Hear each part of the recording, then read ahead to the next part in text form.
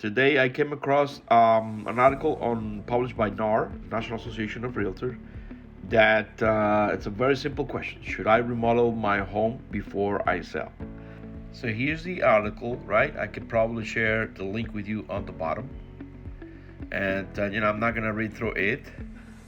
For those who follow me, they know the answer already. I did do some renovation projects. Most of them did it on my own, but I was a little surprised that some of the things I did were not mentioned here. So I just want to give you a quick run through it. Number one project is the door. If you install a steel door on your front door, it does bring 100% of its value back. We did not do that. What I did is I painted my door black. That increases the value on a property up to $3,000. So last year it was trending. Long story short, here is the list. You could stop the video to read through it or take a screenshot. The problem I have with this list is that most of it cannot be done on your own unless you are a professional, a contractor or something like that. Replacing of windows, adding of a bathroom, renovating the kitchen. Those are things that tend to be very expensive. They do add value to your property, but you can only recuperate, as this list is saying, somewhere between 60 and 75% or something like that. And it's mainly because of the labor cost. There are other projects that you could take on your own because they don't require you to be a professional contractor and because they don't require such expensive tools. Number one,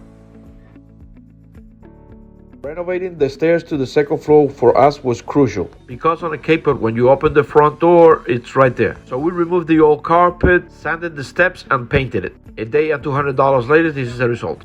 Number two is removing all carpets from bedrooms and installing laminated floors. We got an estimate of $6,000 to do this job, and we did it for about $1,200 and 2 days of work. It was a great experience with the kids, boosted my confidence, and turned out pretty good. We saved $5,000 and it looked great. And project number three today, it was the driveway. No, we didn't replace it. That would have cost me $15,000. We just meticulously clean it, patch it, and reseal it. It took a full day with the help of my kids. Well, not so much kids, they are 20 or 25. And my father-in-law. The materials only cost me $500.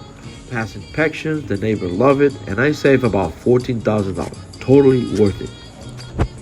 Yep, that's me resealing there. And here's the final result. Last but not least, we declutter and depersonalize our home so that any potential buyer could picture themselves living in that house. If you only do one thing of everything I shared today, this should be it. It really makes a big difference.